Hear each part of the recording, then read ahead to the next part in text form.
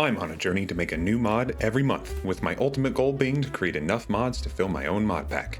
The twist is, my community decides what mod I work on, and I only have 2 weeks to take these mods from concept to deliverable product. This month, the community voted and the results were a tie.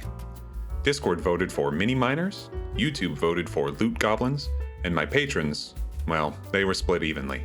So as you can see by the title, I had to break the tie. Don't worry, loot goblins will go back on the next month's vote for a chance at redemption. This month, I also gave away 3 normally Patreon exclusive skins to the community. 1 to each Discord, Twitter, and here on YouTube. Stick around to the end to see who won. And finally, if you have a mod idea that you want to see get added to this list, drop it in the comments, tweet it at me, or put it in a channel in Discord. Without any further ado, I present to you Mini Miners.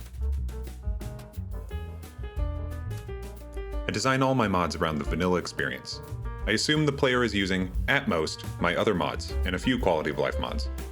Mini miners will not strip the world, and they will not infinitely generate useful resources. However, they are more profitable on average to use instead of mining by hand, even with fortune. To craft one, you must have been to the end, and thus the nether. You'll need 2 obsidian, 2 endstone, an eye of ender, a blaze rod, and an amethyst crystal, arranged like so. If this seems expensive, it's because it is. I designed this to be a later game goal. To use it, you can either pump fuel into it with a hopper, or manually load it. After a short time spent mining, the resulting loot will pop out of the top of the miner. The resulting product can be hauled away using mage hands, or any other item grabber.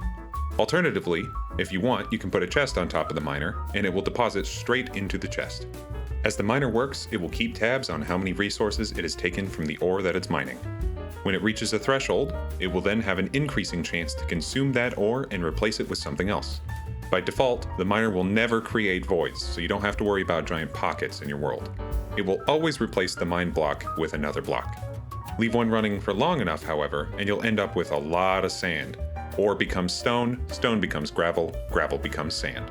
The miner has other uses as well. You can place it on podzol to get bones and mushrooms, and you can place it on sandstone to get sand and bone meal. There are a few other uses, but I won't be spoiling those here. Let's dive into some more advanced knowledge now. The miner works by consuming fuel and increasing its dig progress counter.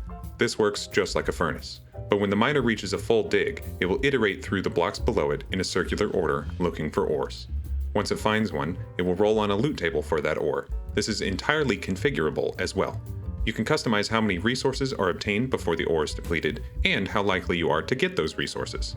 Do you want your iron ore to have a chance to drop raw gold instead? Go for it! Want the miner to search a larger area? Change it to be whatever you want.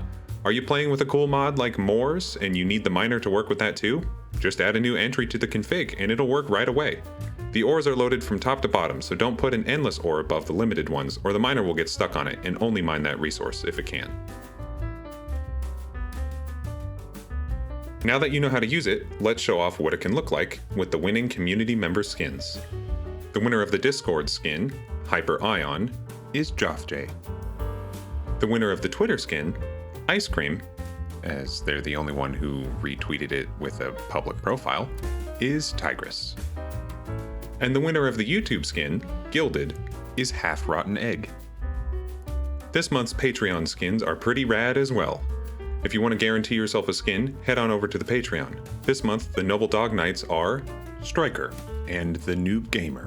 And the Lizard Guard are Cap Wolfbane, Chone, Kynan, Afferendwolf, and T-Games. As always, my mods are open source, and the download link is in the description. Thank you all for watching, and I'll see you in the next video.